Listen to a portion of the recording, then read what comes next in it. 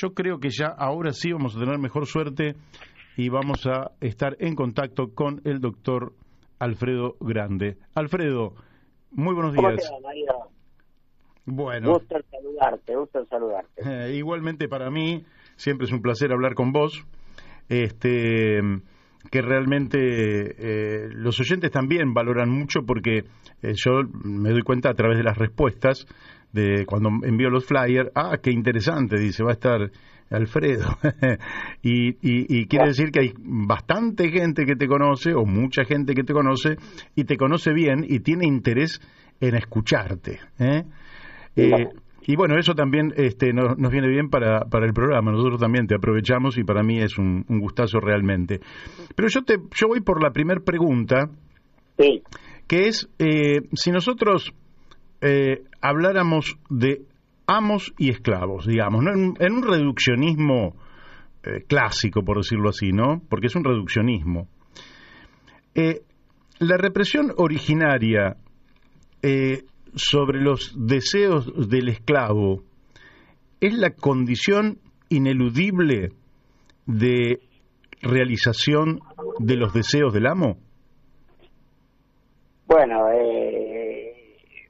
primero que debo decirte que en realidad es un reduccionismo que abarca la historia de la humanidad, ¿no? O sea, en definitiva yo creo que no es lo mismo un reduccionismo que ir a lo fundante.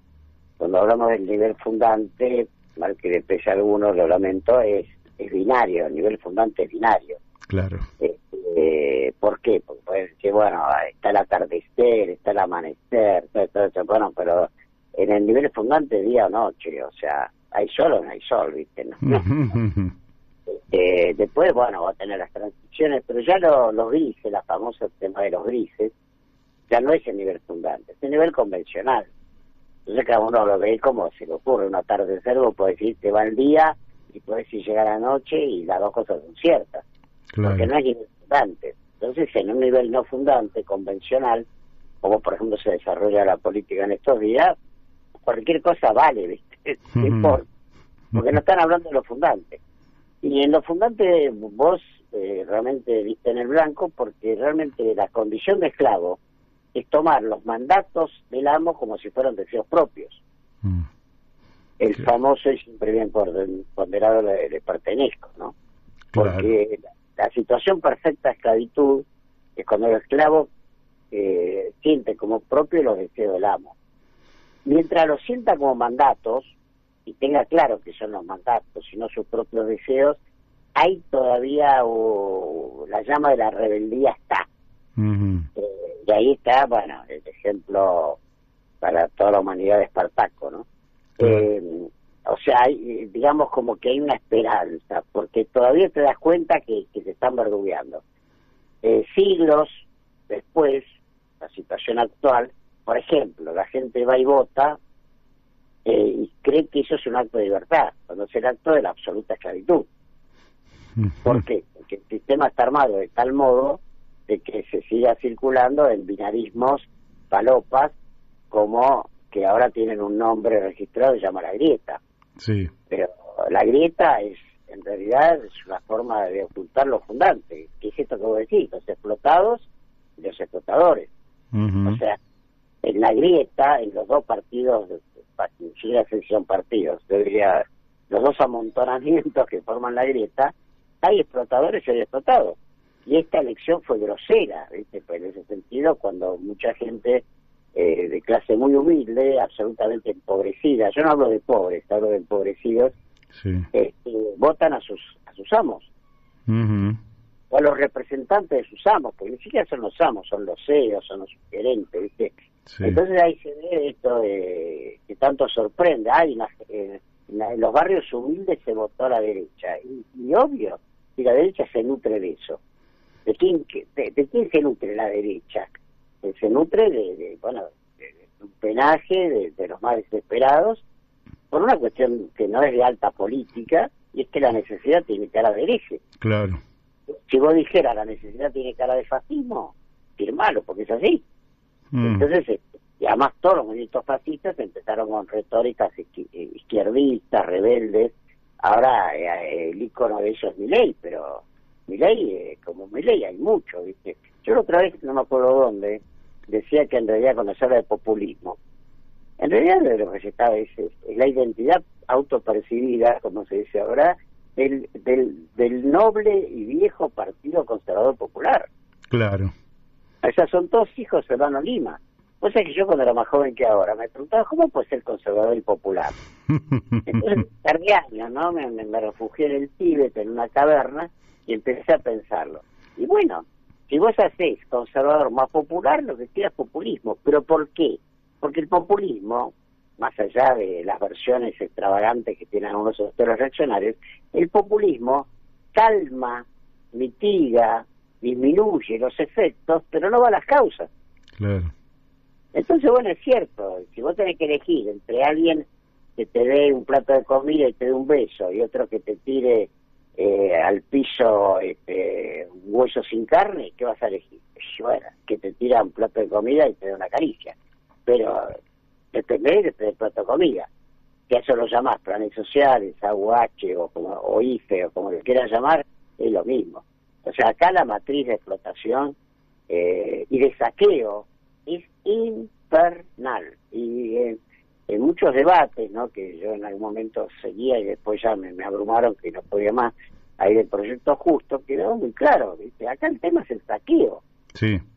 Entonces, cuando vos saqueás, espoleás, robás, todos los delitos, ¿verdad? Que el tema del pago de la deuda externa se reduce simplemente al Código Civil y al Código Penal, no necesitas nada más. Es el fraude más brutal en la historia, ¿viste?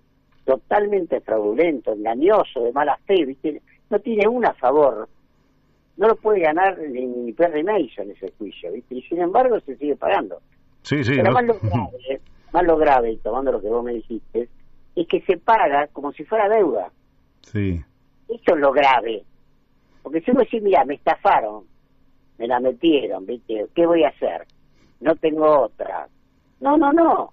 Y acordate de la Rúa, honrar la deuda. Así le fue. No, pero no les fue por eso, ¿eh? Porque otros siguen honrando la deuda.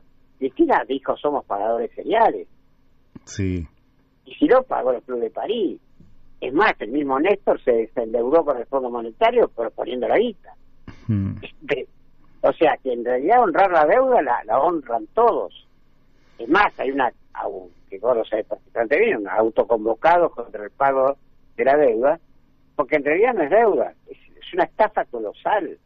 Sí. Entonces ahí vuelvo y con esto cierro un poquito, a los esclavos y los amos. Ahí los esclavos pagamos lo que los amos llaman deuda, y que nosotros deberíamos decir estafa, y la pagamos casi, digamos, contentos, porque no hay una sublevación. Ahora hay movimientos sociales en el 9 de julio, que yo un poco empieza a moverse. Por el mismo Alberto, lo primero que dijo antes de la pandemia, cuando ganó el balotaje en las primarias, dijo, quedémonos en casa. Sí. Después vino la pandemia y yo creo que a Alberto la pandemia le vino de perilias, como se decía antes. Yo te quería hacer otra pregunta, que la puse también ahí que tiene que ver con algo que yo observo, digamos, por mi propia militancia política, pero sin un fundamento científico, sin que me avale una encuesta. Pero sí, yo he hablado, lógicamente, a lo largo de los años con gente que vivió otras épocas. Yo mismo viví otras épocas en las cuales la Argentina sentía que podía hacerlo todo. Era una Argentina que podía encarar el problema siderúrgico, podría encarar el problema de los astilleros y fabricar barcos, el problema de ferroviario y fabricar locomotoras, vagones de carga, vagones de pasajeros, el problema aeronáutico.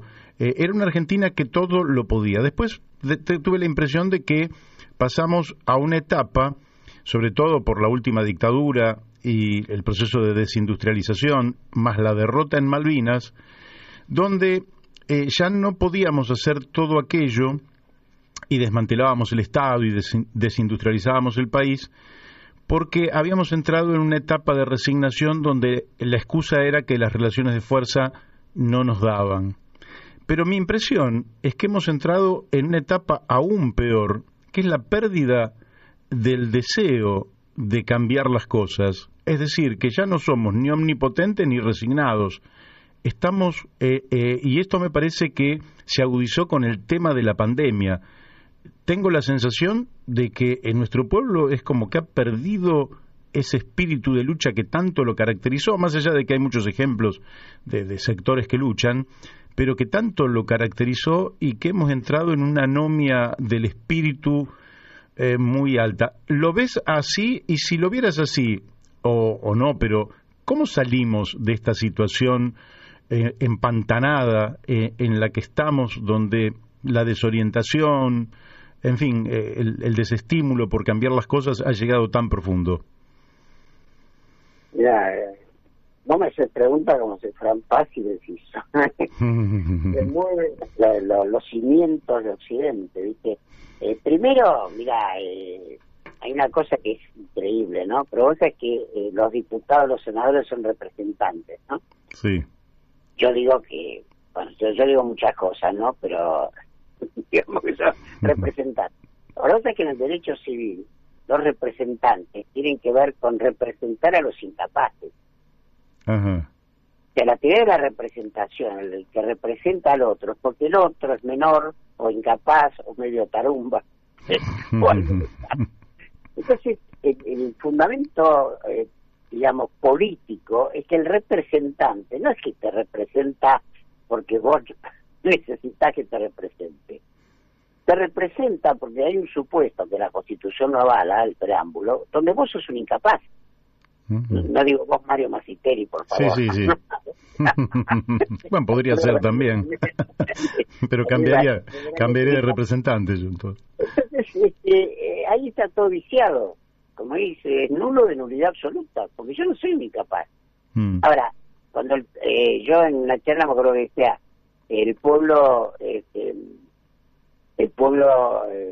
gobierna y delibera, que no gobierna. El delirante decía, hay que cambiar el preámbulo, ¿no? Y hay que poner, el pueblo gobierna y delibera a pesar de sus representantes, ¿no? Claro. Y entonces, bueno, ahí la cosa se entiende más. Es decir, la casta política, esa casta que le da de comer a Milei, porque hablan de Milei, pero Milei es un producto. Así es. Es un producto de una factoría de garcas y de ñoquis, más que ñoquis panzotti, ¿no? De gran nivel, que armaron la casta política, y si no, ¿cómo explicás que Aníbal vuelva como ministro de Seguridad? Sí. Uno de los responsables del asesinato de Costec y Santillán vuelve, y de la mano de la jefa. Si eso no es una casta, ¿qué es una casta? Bueno, pero dejemos de lado... No, después te voy a preguntar algo sobre eso también. Bueno, pero entonces, como se parte el supuesto que el pueblo es no es apto, digamos, no tiene capacidad de presentarse directamente, entonces aparece algo que es uno de los fundamentos, es que no hay plebiscito vinculante. La Reta aprueba esa ciudad majestuosa que quiere hacer, como si estuviéramos en Dubái, con una mayoría falopa. Ya empezamos mal, ¿no? Pero además, las famosas audiencias públicas son un acto de masturbación colectiva, porque no es vinculante. Claro. Entonces, esta palabrita, plebiscito vinculante, no necesita la revolución socialista. No necesita que Mario Masiteri y el Partido Justo tomen la Bastilla. Simplemente un plebiscito vinculante en temas que nos afectan a todos y a todos. Por ejemplo, el pago de la maldita deuda externa, porque gracias a eso tenemos jubilaciones pésimas, no tenemos equipamiento en los hospitales, hay que llegar a una pandemia para comprar alguna salita de terapia intensiva. Una vergüenza. Pero el fundamento, volvamos a lo binario, lo que vos decías, ¿no? Se anestesió, yo lo escribí alguna vez hace muchos años, ¿no? Se anestesió el deseo de todos los deseos, que es el deseo de la libertad. Ahora lo que se quiere es sobrevivir como un esclavo, ahora la campaña del tío Tom, bueno, como un esclavo más o menos bien tratado, ¿viste? Claro. Nada más. Mientras tanto se sigue festejando el 9 de julio, el 25 de mayo, pero claro, de vez en cuando todos vamos al cementerio a llorar a nuestros muertos, ¿no? Pero es una cosa. Ahora cuando, por ejemplo, vos decís, el tema de la deuda, ¿no está directamente vinculado también a el miedo? Es decir, nosotros fuimos por Malvinas, no importa que haya sido un borracho, incapaz el que lo decidió, pero digamos, fuimos por Malvinas. Por otra parte, la mayor parte de nuestra población nació después de aquel acontecimiento. Hoy, no somos, ya vamos casi para 40 años. Entonces, claro, pero después viene la represalia, que la represalia también genera, digamos, no sé, una pedagogía, un acto reflejo, un temor.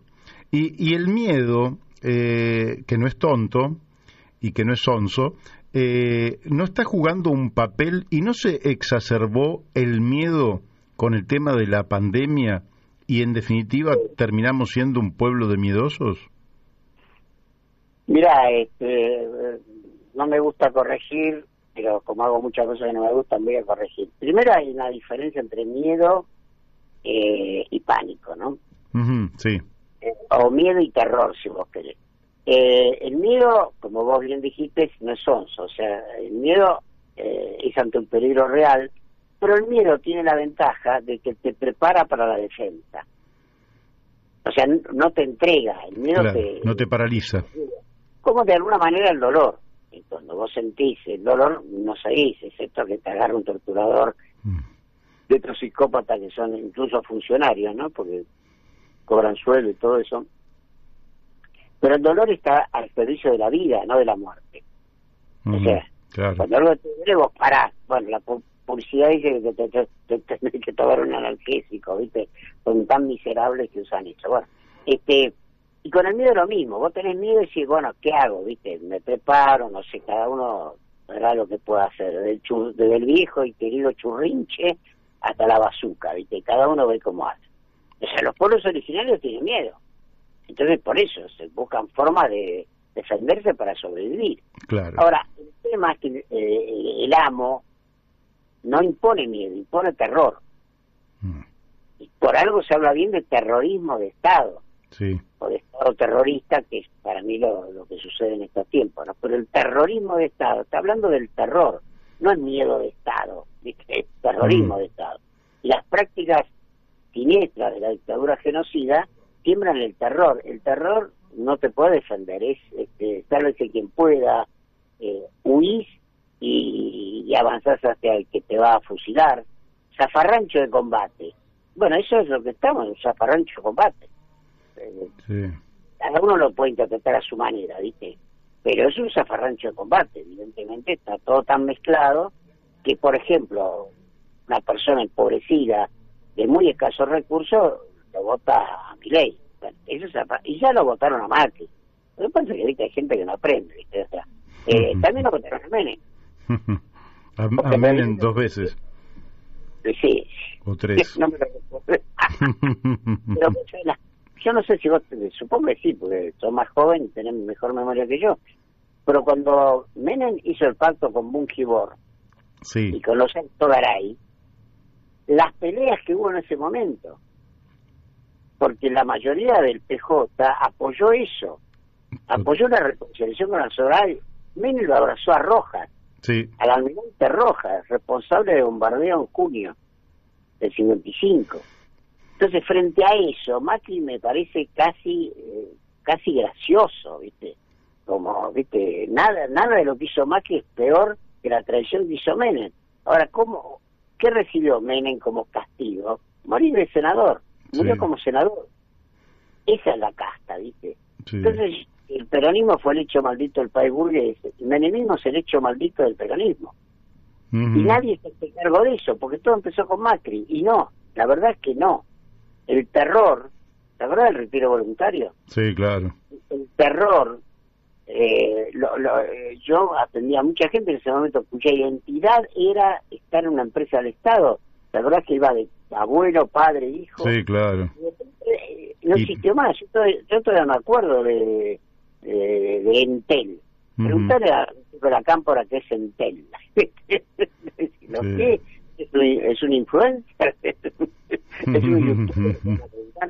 Entel, ¿viste? Ya del Estado. Cuando Menem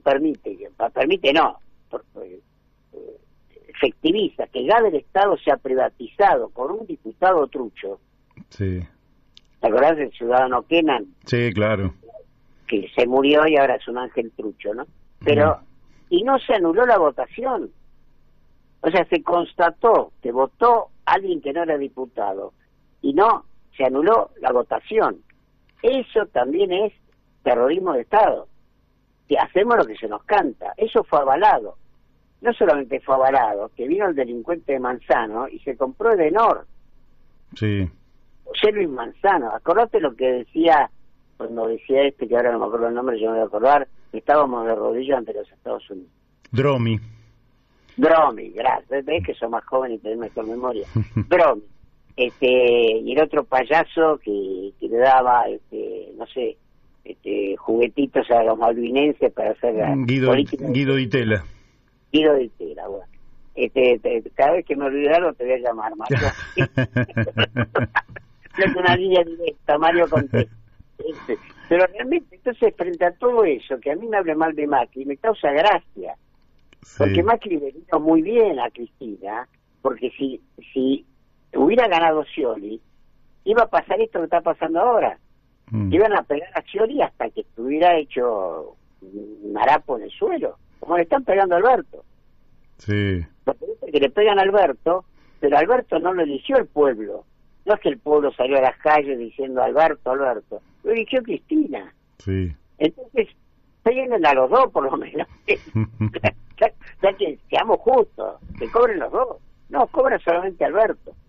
Y eso también infunde esto entre la anestesia y el terror. Claro. Llega, bueno, si la dirigente más lúcida, la estadista más importante, la jefa de todas las jefas, elige a este soquete, bueno, a ver, dame la mejor oferta del viaje. Claro, ahora voy a volver en esta misma dirección, pero voy a volver sobre el tema Aníbal Fernández. ¿Por qué?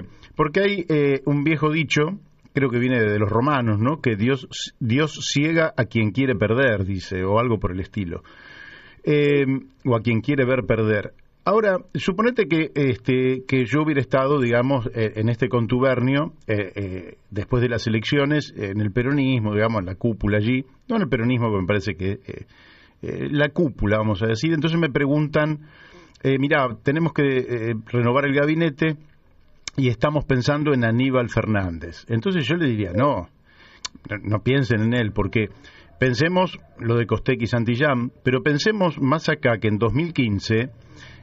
por ejemplo, amplios sectores de la Iglesia lo veían como un jefe del narcotráfico. Pensemos que Felipe Solá, que confrontó con él, junto con Daniel Arroyo, planteaban si usted quiere elegir droga u otra cosa. Pensemos que ya viene con muchos antecedentes en Quilmes, de vinculaciones todas mafiosas. Dejemos si son ciertas o no ciertas. Yo le diría... Este tipo ni lo cuenten, que aparte remite al pasado, remite a lo peor, y los tipos van y lo ponen en seguridad. Casi. ¿Sabes lo que pasa, Mario? Lo que pasa es que vos sos una persona buena, ¿viste? Vos sos... ¿Cómo te puedo sos un socialista de palacio, no sé, pero por todo eso que vos dijiste lo eligieron. Sí, claro. Vos acabas de dar el mejor, por favor, hace un recorte con esto. Acabas de dar todos los motivos por los cuales lo eligieron. Por eso digo que en el nivel fundante, y me encanta volver al origen de esto, es una cosa o es otra. Todas las razones por las cuales vos decís que no había que elegirlo, son las razones por las que lo eligieron. Entonces, ¿cómo te podés poner de acuerdo en eso? No podés. No podés. Y evidentemente que Sabrina Frederick se fue como se fue, después de haber sido basureada por Bernie, Pero escuchame una cosa, esta descerebrada, ¿cómo se llama? Vallejos, Sí. esta que se filtró las cosas que le dijo Alberto. Sí, sí. Bueno, es el inconsciente político de Cristina. Entonces, Claro. alguien que dice eso, es un delito lo que hizo esa mujer. Es un delito, más allá de que lo habrá dicho privadamente y se filtró, pero se filtró porque querían que se filtrara. Sí, lo mandó a un grupo de WhatsApp, eso... Claro, para que se filtrara, ¿viste? Porque son tan cobardes, en definitiva. Porque si esta mujer piensa eso, que vaya, haga un acto, lo diga, se deje filmar, y después tendrá las consecuencias, porque yo creo que no sé cuántos delitos habrá cometido en sus exordios, pero las cosas que dijo son realmente, creo que le pidieron la renuncia, no sé, pero eso sería poco. Está hablando del inconsciente político, histórico, social, que anima a mucha gente del Frente de Todos, me temo que a la jefa también. Entonces, desde ese lugar de incompatibilidad total, porque yo creo que vos apuntaste algo que es muy importante. Nosotros podemos tener diferencias, muchísimas diferencias. Digo nosotros, lo que ponemos en el campo de las izquierdas, Sí. donde soy muy amplio, porque tengo amigos peronistas, tengo amigos de la teología de la liberación, incluso tengo amigos socialistas, bueno, comunistas, ya no importa. Para mí, vos sabés que el concepto rector es cultura represora, y ahí no me muevo porque me resulta muy cómodo política y conceptualmente. Bien. Pero en eso hay un tema que es lo que yo digo, es lo diferente anida lo incompatible. Y que en lo incompatible no hay negociación posible. Claro. Y yo puedo hablar, por ejemplo, con mi gran amigo, hermano menor, Pablito Pimentel. Y él tiene un fundamento que yo, si rasco mucho, y no es el mismo. Claro. Pero todos los demás somos hermanos, porque, viste, yo, a donde él vaya, yo voy y no pasa nada, porque hay una diferencia.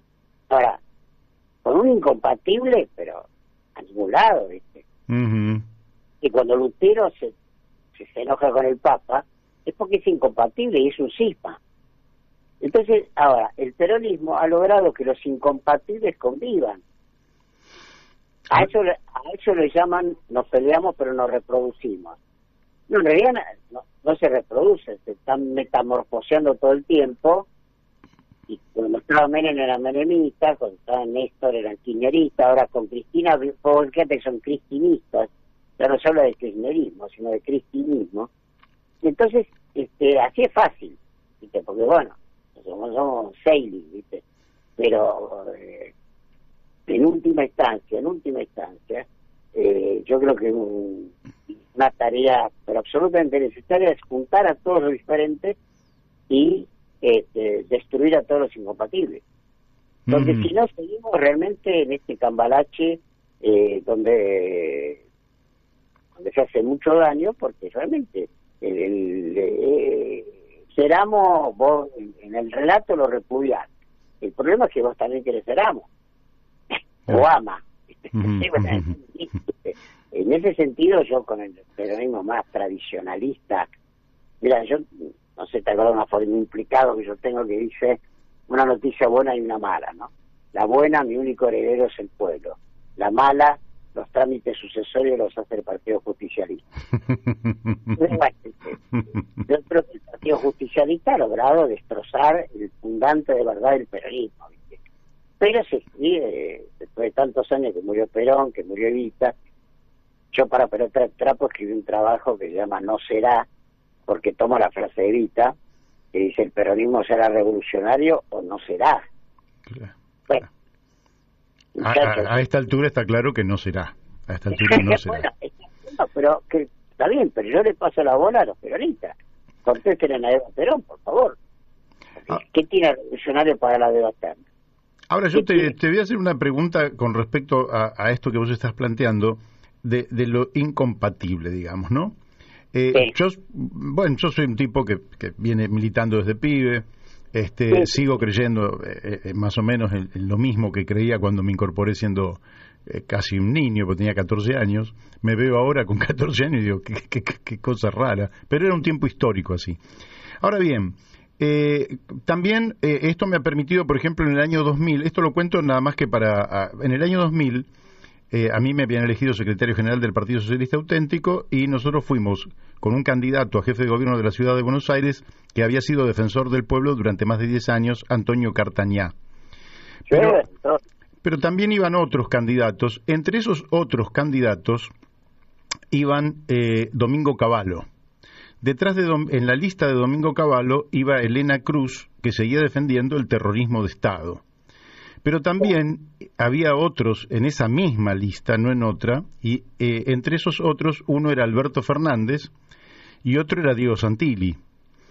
Entonces, esto que vos decís, esto resulta incompatible, es decir, yo personalmente hablo por mí, no por nadie más, yo no voy a ir en una lista con Alberto Fernández, eso está claro porque es incompatible. Ahora yo me encuentro con que muchísimos compañeros de diversas agrupaciones de izquierda, a los cuales conozco personalmente y de años, y algunos de los cuales quizás a uno de ellos la semana que viene lo vaya a entrevistar, planteaban que la incompatibilidad era solo con Macri, que no era con Alberto Fernández. Ahora, ¿cómo lees esto? ¿Es porque se quiere ser parte de una estructura de poder y el poder o el Estado te da recompensas que valen la pena más allá de la política que se ejecute? ¿O porque están confundidos? ¿Cómo lo ves vos esto?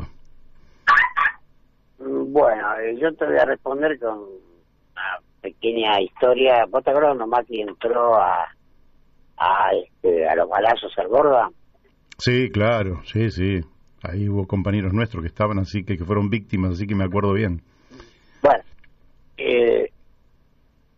el día domingo se hizo una reunión ahí en el Borba, bueno, y está el video en YouTube todavía, donde yo decía, ahí dije claramente que Macri era el fascismo, ¿no es cierto?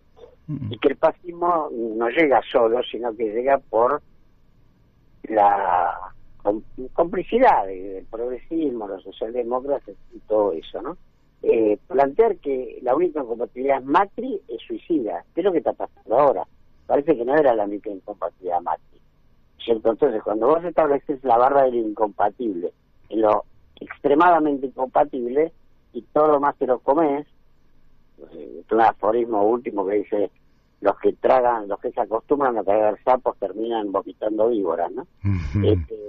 Y entonces ahí el horizonte se te va corriendo, y llega un momento en el que te queda un incompatible, todos los demás son diferentes, y bueno, y en la marcha te das cuenta que tu diagnóstico fue tremendamente erróneo, ¿no? Creo que eso que vos decís son los famosos matices de los grises, porque Alberto fue siempre un hombre de derecha. Absolutamente. De las derechas, pero yo en esa reunión del Borda decía que hay una derecha erótica, que es la derecha liberal, la derecha política, incluso el progresismo, y hay una derecha pornográfica que es el fascismo. Entonces, para mí la incompatible es la derecha, tanto la erótica como la pornográfica. Para otros no. Ahora, como evidentemente cuando vos decís, no, lo que pasa es que hayamos buenos y seamos malos. Vamos a combatir a los amos que son muy malos, malísimos. Por ejemplo, los nazis, ¿no?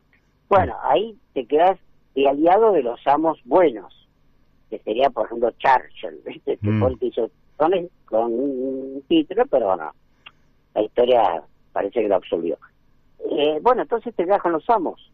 Entonces ahí aparece, y volvemos a lo fundante, ¿vos qué querés? ¿Quedarte con los amos buenos o que no haya amos? Está bueno. Entonces, bueno, yo soy de los que, a pesar de todas mis limitaciones, que son mucho más que mis aptitudes, no quiero amos. Soy alguna cooperativa de trabajo, soy autónomo, milito como puedo, con todas mis limitaciones en organizaciones populares, sociales, pensadores populares, psicólogos sociales, etcétera, y estoy afiliado a 3 partidos políticos al mismo tiempo. Listo. Yo no quiero amos. Ahora, hay gente que yo respeto un poco y que sí, con algunos amos que no son muy jodidos, negocian. Bueno, te tragan esos sapos y terminan terminan hechos pelota a lo largo del tiempo. Vos fijate, lo hablaste de Felipe Solá, como llegó se fue, Sí. pero creo que nos lo agradecieron y los servicios prestados. ¿Viste? Otro corresponsable del asesinato de José Santillán, porque él era gobernador de la provincia de Buenos Aires. Así es, heredero de Rucauf. Exactamente, introductor de Monsanto. Mira, yo en uno de los últimos trabajos inéditos, porque ya no, ni me animo a publicar en estos tiempos, pero no, puse una fórmula que yo sé que es una fórmula con la que ni siquiera yo estoy de acuerdo, ¿no? Pero la fórmula es la siguiente, y creo que son las personas indicadas para compartirla. Hay que tratar de construir una izquierda no gorila y un peronismo no macartista. Y ahí la cosa podría mejorar bastante. Lamentablemente lo que estamos viendo es que hay una izquierda que sigue siendo gorila y un peronismo atrozmente macartista. Entonces así seguro que no va a funcionar. Pero esa es la grieta que yo creo que valdría la pena tratar de trabajar.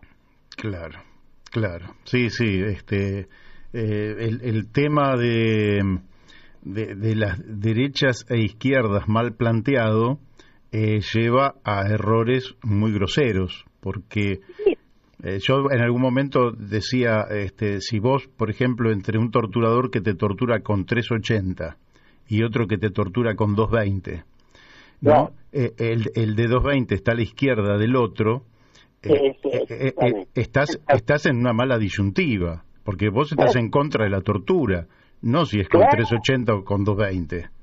Un ejemplo perfecto. Lo que pasa es que en las situaciones límite todo parece muy claro, pero cuando vos salís de la tortura, por ahí el que fue con 220 le invitan a tomar un café, ¿viste? Además está haciendo su trabajo, ¿viste?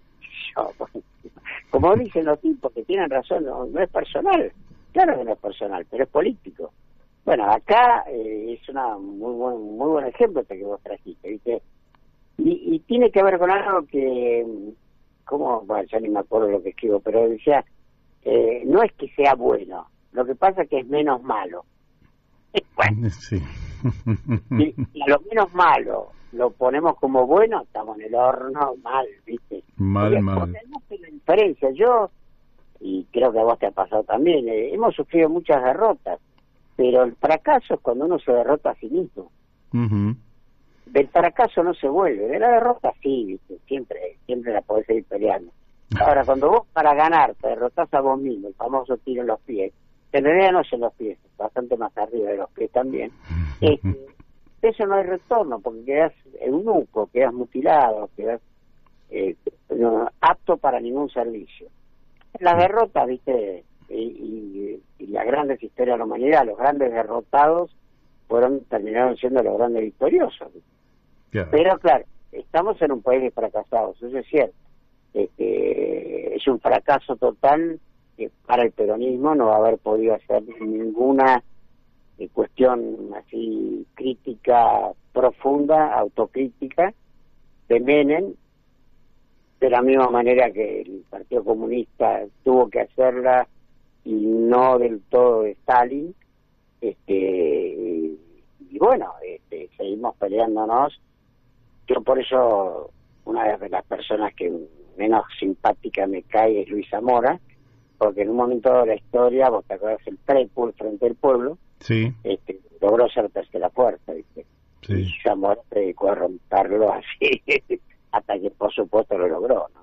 Claro. Así que bueno, esperemos que las terceras fuerzas, que hoy la tercera fuerza es la abstención, sí, que es un dato interesante. Yo creo que el voto no debería ser obligatorio, simplemente porque da la alucinación de grandes mayorías, ¿no? Si el voto fuera no obligatorio, cada representante tendría miserables porcentajes que darían realmente cuenta de todo lo que no representan. Sí, yo también. Yo soy partidario y lo he discutido mucho, pero no he tenido mucho éxito. Yo creo que el voto no debería ser obligatorio y que la gente que se sintiera en condiciones de seleccionar, como vos decís, a su representante, fuera a votar. Y el que no, se quedara en casa. Alfredo, el tiempo se nos ha ido. La verdad que es un placer charlar con vos. Espero que cuando pase la pandemia un día te podamos tener aquí en el estudio de la radio todo el tiempo. levantaron todo. Ahora parece que, viste, llega el jolgorio. Sí, estaba escuchando, pero hay muchas opiniones controvertidas en ese sentido.